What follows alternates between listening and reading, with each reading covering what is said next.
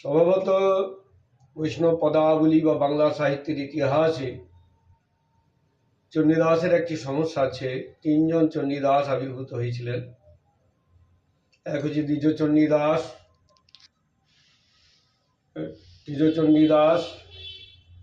বরুচণ্ডীদাস, 3 নম্বর হলো দীনচণ্ডীদাস। এই তিনজন বৈষ্ণব সাহিত্যে বা বৈষ্ণব পদাবলীতে বাংলা সাহিত্যে তিনজন চণ্ডীদাসের নাম উল্লেখ করা হয়েছে। তার মধ্যে যিনি দ্বিজচণ্ডীদাস তিনি হলেন রামচণ্ডীদাস।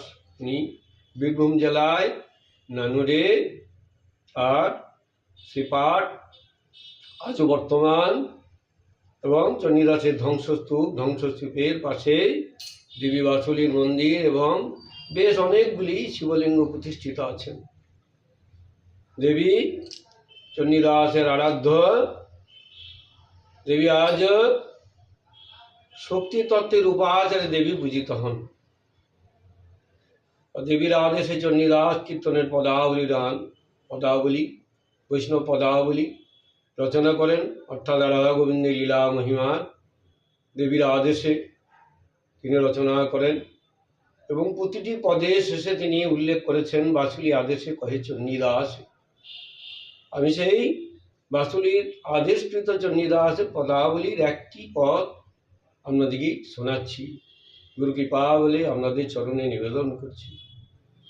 বাসুলী আদেশে কহে চণ্ডীদাসে, বলে কানু হেন ধন যে করে তেজন, তার কি জীবনে আস, তার বাঁচাতে কি ফল, মরাই মঙ্গল কহে দ্বিজ চণ্ডীদাস।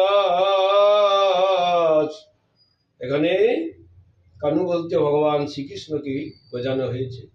আমি আর একবার বলছি, কৃষ্ণ হেন ধন যে করে তেজন, তার কি জীবনে আস, তার বাঁচাতে কি ফল, মরাই মঙ্গল কহে দ্বিজ চণ্ডীদাস।